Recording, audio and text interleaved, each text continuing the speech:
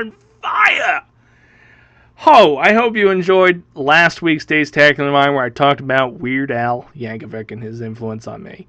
I thought it was nice to spice things up because I like to give you an episode where you dive into my minds and my inner workings, and then an episode that kind of gives you like a history / insight on what I've done in my life. And I feel like Weird Al's episode was kind of both. More of a deep dive into my personality, but at the same time telling you the things I did because of the man. And this week, we're going to talk about something a little bit more serious, something that might strike a nerve with a few people, which is fine. I'm saying it's fine, but I don't know if it's fine for the people it strikes a nerve with. Sorry in advance. I don't know. We're going to talk about friendships. Yeah, like friendships. The fact that we live in an age where people's friendships last longer than they did probably in the older days, thanks to social media. I'm grateful. I saw a post the other day of name friends you've had for 20 years, and I was more offended at the post because they put a number on it. But extremely happy because there was a lot of people I could have named. And again, mainly because social media really makes it easier to stay friends with people, and because I think this generation just prefers those friendship bonds a lot better. Now today I want to talk to you about the lengthy friendships I've had, the strained friendships I've had / have, the friendships I've lost, and the friendships I hope to gain. Or maybe rekindle, who knows. I am not good at starting fires. That's a lie. I start fires all the time, and the fire department is not happy with me. But I do want to talk about friendships because a lot of the failures in the friendships definitely comes on my part. I mean, granted, friendship is a two-way street. If one friend's a dickhead, the other friend doesn't have to put up with it. But if both friends are dickheads, you find most of my friend group. Just kidding. No, most of them are dickheads. Gibby, you know I'm talking about you. God, I'm having that mouth dryness problem I had last week. Anyway, I want to talk about friendships because I feel like in the last 2 years I've lost a few. I have strained the hell out of a bunch. And a lot of it has been my fault. Albeit situations drove me to certain decisions to make to lose said friendships. But I also want to talk about the fact that there's a lot of friends I have that have been around for a long, long time. Some of my youngest friendships, and I'm just looking within BPP, you can count in years. At this point it's been 10 years. So I mean, now you're talking decades with some of these people. And it's hard. It's hard yet easy. There's a frustration because every person lives their own life. And a bunch of people who are living their own life to try to continuously get together and do stuff together it's tough. Especially as pockets of that group get married, have kids, move. Not many of us have moved. But there's just certain things that happen in your life that can really put a strain on friendships. And to be honest, I'm thoroughly impressed with the group of people I know and the group of friends that I have and have managed to keep over the years because it's something special. There's a lot of people out there who can't count the amount of friends they have on their hand. I do not have enough appendages to count the number of people I would consider close friends. Now, am I a good close friend? Absolutely not. I'm the worst. Why you people are friends with me, I have no fucking clue. I truly don't understand why you deal with my shit, but hey, I'm happy you stick around. I know I'm a tough person to deal with. I'm very picky about what I do. I'm very blunt about what I won't do.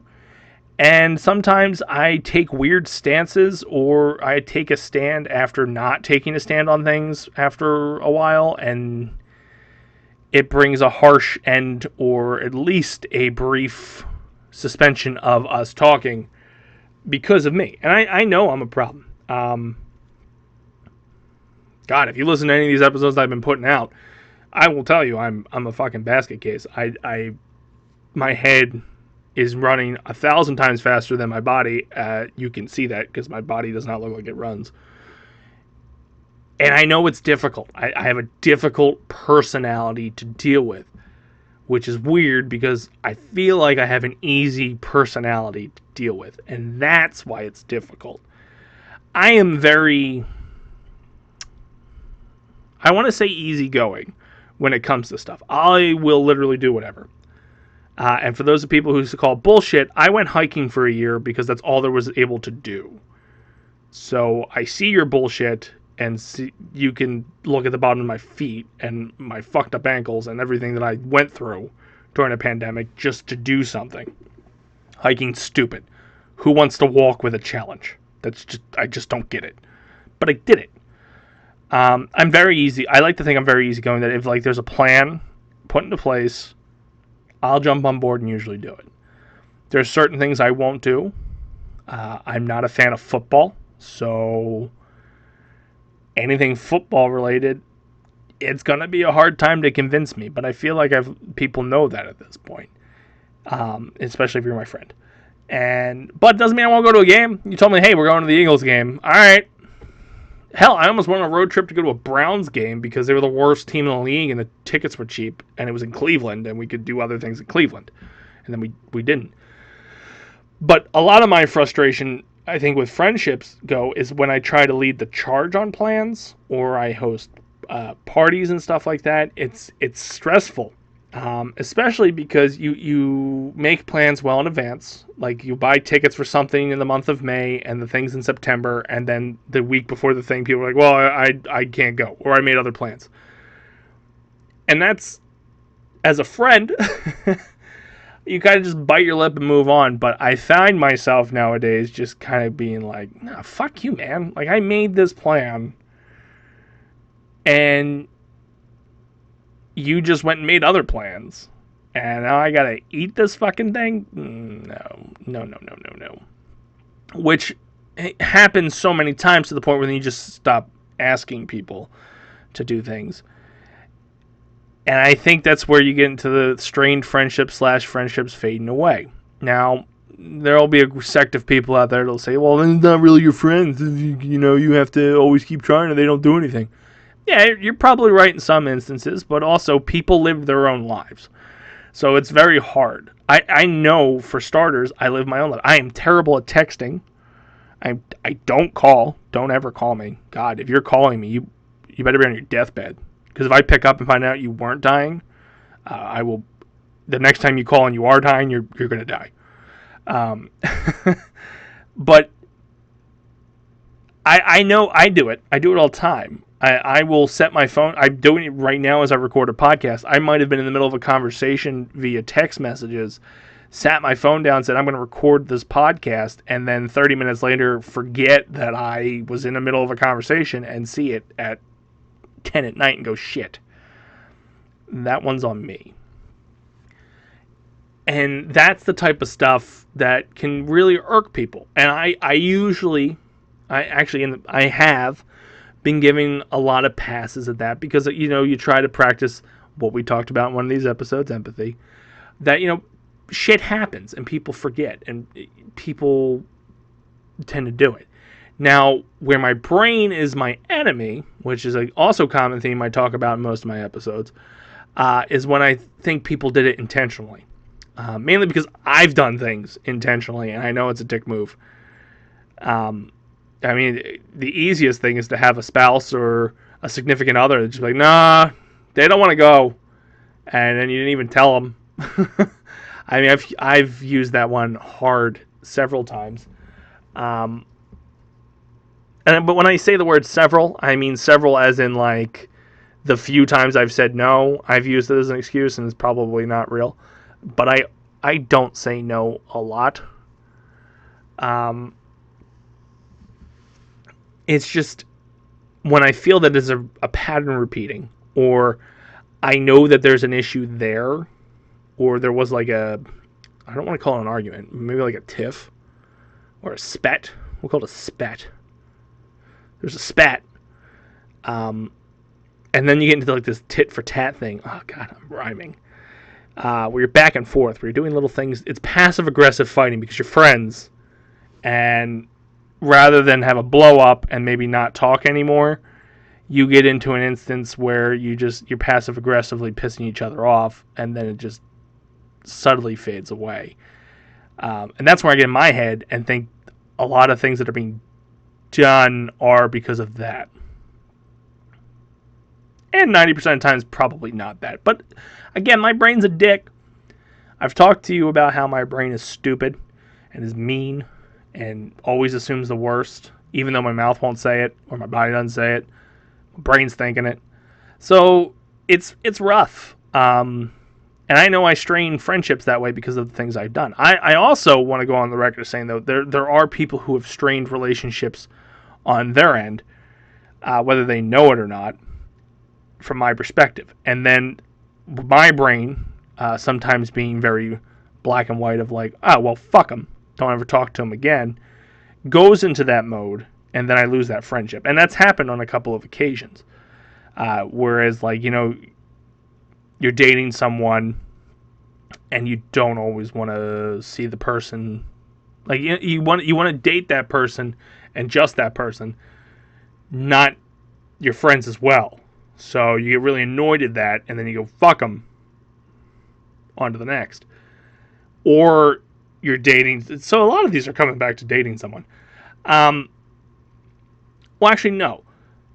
The one that I was going to just say, without naming names, because I don't want to just be like, well, fuck this person, fuck that person, that person's a jerk and that person's a dick, because ultimately I'm the jerk.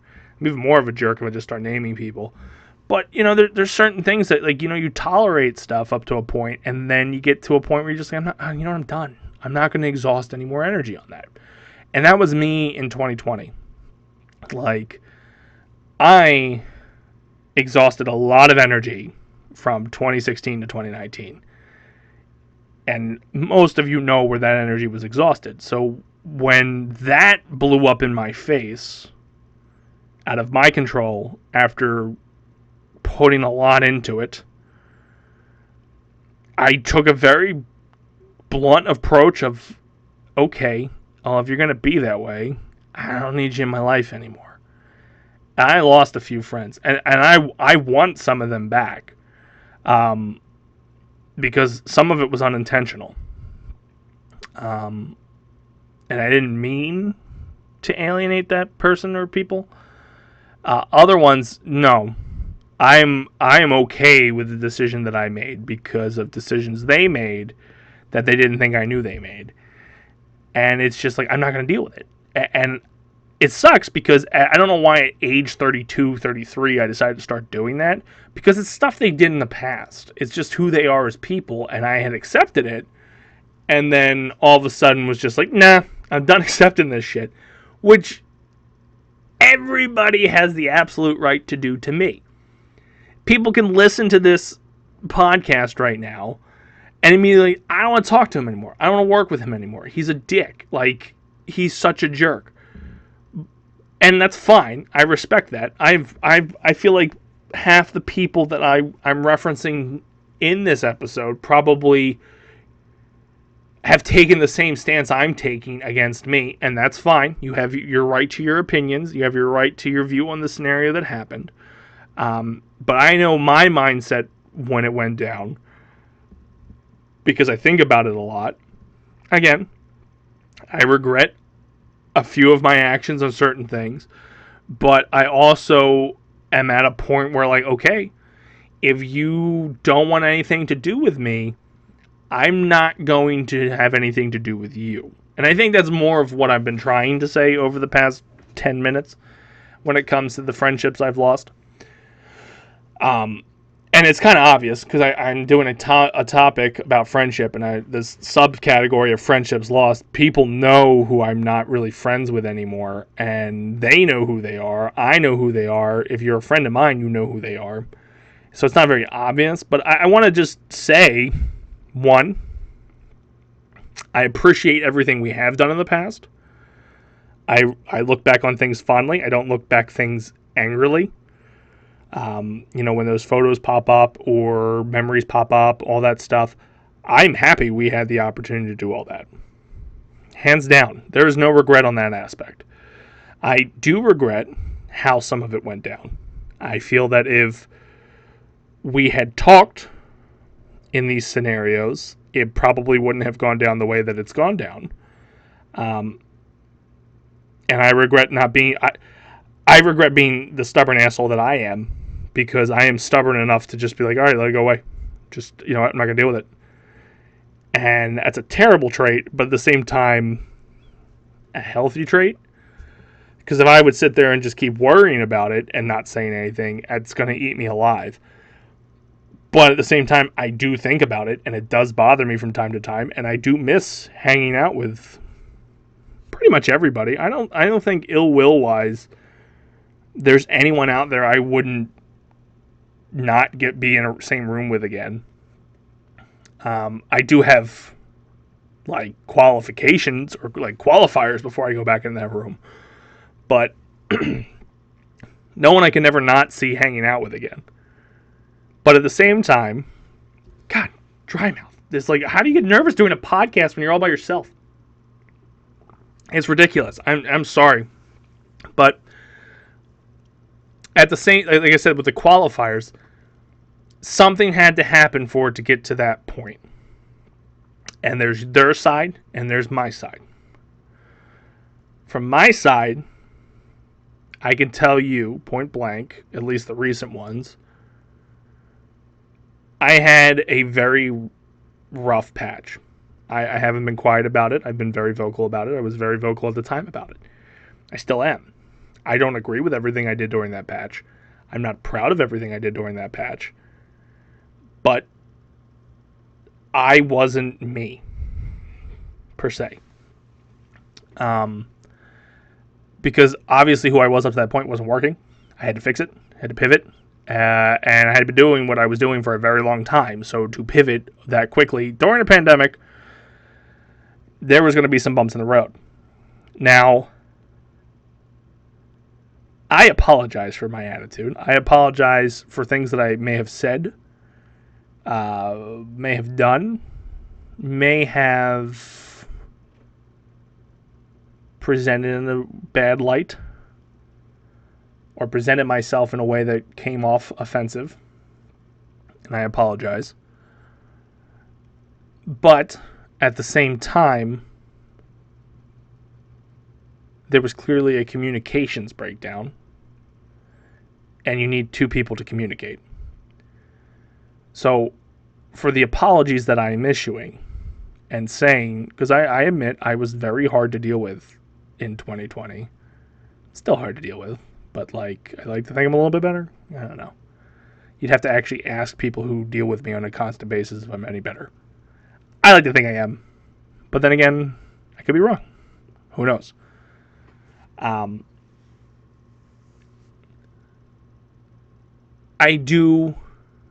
think the final thing I'll say on lost friendships is I miss them. I don't not miss the people that were in my life that aren't in my life anymore. It bothers me. Every single one of them. I know I was hard to deal with. And maybe not even just 2020, probably for a long time. And you hit the same breaking point I hit. Of just like, you know what? Fuck it, I'm not going to deal with it anymore. Now, that's fine. It's totally fine. I understand. I was there. If you were there, I get it. We're on the same fucking playing page. I'm sorry I didn't try to talk to people about it. There's sometimes I did try to reach out to people, and then it kind of like hit a roadblock. That's fine as well. That's your choice. But this is me apologizing to you, to all of you. But at the same time, God, I'm coming across as like a stubborn asshole. Like, hey, I'm sorry, but no, fuck you. You were partially wrong. Which is kind of the way it is in my mind. And that's why it's hard to just be like full out like, hey, it was me. It was all me. 100% me. I'm sorry. Because I don't believe that. I firmly don't believe that. And I'm sorry that I don't believe that. But I think it's a 50-50 thing. Because communications broke down between both parties. I'm apologizing for being difficult. I know I was difficult. I'm going to apologize. This is the second time I'm apologizing for it. I'm kind of rambling at this point. But it definitely was a two-sided thing. So I'm sorry for my side. And that's all I'll say to it. I miss you. I'm sorry. To my friends. I miss all of you. But nothing I can do. I've spoke my piece. Now I want to talk about the other side of it, of the friendships that have lasted a very long time. I mean, I have several friends that I've been friends with for decades, and I appreciate every single one of them. There's a lot of people that I know if I text and asked like a life or death thing, they would be there for me in a heartbeat. Even some of the people we talked about in the previous segment, or some friendships that have been strengthened in the previous segment, I still believe that if I truly came to them in a desperate hour of need, they'd help me. And likewise, I'd help them. I am very confident in the tight-knit pack. And that's like this group of friends. It boggles my mind. I am so fortunate to have the group of friends that I do have. It was very apparent in 2020, which will be a running theme through this the entire time until we get far enough away. But, like, I don't think I've thoroughly stated how thankful I am for everyone I had. Those are who are here now, those who had been here at one point, and those who have moved on long ago. I am thankful for your friendship. I'm thankful for everything you've done for me. I'm thankful for you just being there, and thank you for you being my friend. I am a difficult person to deal with, hands down. So to have friends that are 20 years long, it's crazy. There's so many things where you get back together and you go, remember this, remember that, remember this. And I think that is fantastic and something that is just unique to our generation. I look at my parents and I see that, like, their childhood friends at my age weren't there anymore. Some have come back in the fold almost 30 years later. So, like, my parents are in their 50s and 60s. They're just seeing those friends now. But it's like one or two. I can look into any given chat I have on my phone, and there's always 6 or more. I think the lowest chat I have is 6. The rest of them have to be double digits of people in there. And they're people that I really do think I'm close with. And not even like just, associates. No, there's a lot of people, they cross over. We have so many chats that have the same group of people, like, in every single chat, give or take a few different people because they have different interests. People that are in the BPP chat are still in the group chat that's everybody. But a lot of them are also in a softball chat. Like, it's crazy that, like, there's a good solid group of 25 people in my life that I see regularly, I talk to regularly, and we do things together regularly. And I don't think the generation before us had that, or has that, as they all moved on and took a different approach to things. Yes, social media does a lot of it for us, but at the same time, social media doesn't take you to ball games. It doesn't put you in the campgrounds. It doesn't get you to start a softball team together. It's crazy. Like, a lot of people, my parents are friends with, they met through, like, work, or they met a lot through a bar, just starting to go out to bar nights that they would do. I have the same group of friends I had in high school. Just like one guy who didn't go to our school in the group from a different state. So it's crazy to me. But that's going to do it for us here on this week's Dacetacular Mind. And I know it sounds like it was abrupt, but I think I was just kind of rambling on. This really is just kind of a ode to the friendships I lost, to say I'm sorry. I would love to talk again. This is me kicking the ball into your court. If you listen to this, or if somebody you know listens to this and brings it back to you, sorry. I do think it's, again, on both ends, but I'm apologizing for everything I did. I know I was difficult to deal with, and I apologize for that. But I think that's going to do it for us in this week's Dacetacular Mind. Make sure you check out basementprotocolproductions.com for all things Basement Protocol Productions related. If you want to see us live stream, it's twitch.tv/basementprotocol. And to get everything on our updates through social media, it's facebook.com/basementprotocolproductions. This episode was about friendship and really just kind of like an apology to those that I've lost. Again, I know it probably sounded like I abruptly ended, but I was pretty much done. Just purely fascinated on the fact that I've been able to maintain friendships over almost 2 decades. Like, there's people I started elementary school with I'm still friends with. That means that's like 30 years almost.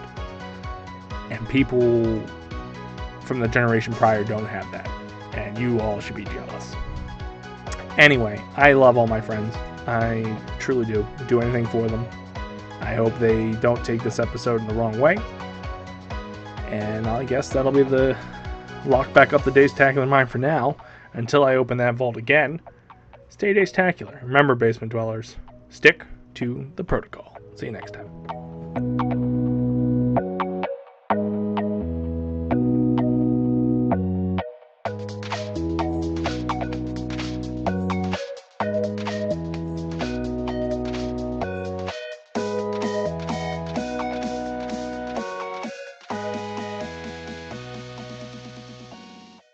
What's up, Basement Dwellers? I hope you enjoyed the latest Basement Protocol Productions creation. I'm Chris the Dace Man Dace. I'm Frank. And we want to drop some social media plugs on you. Check us out on Twitter at the BPP Official for all our tweeting needs, or you go over to Instagram at the BPP Official as well for all our picture needs. Or Facebook/Basement Protocol Productions, or YouTube/Basement Protocol Productions. And if you're somebody who likes live, non-stop action content, you can go over to twitch.tv/Basement Protocol. Or if you just like the internet in general, you can go to www.basementprotocolproductions.com. Either way you do it, doesn't matter. We'll see you next time.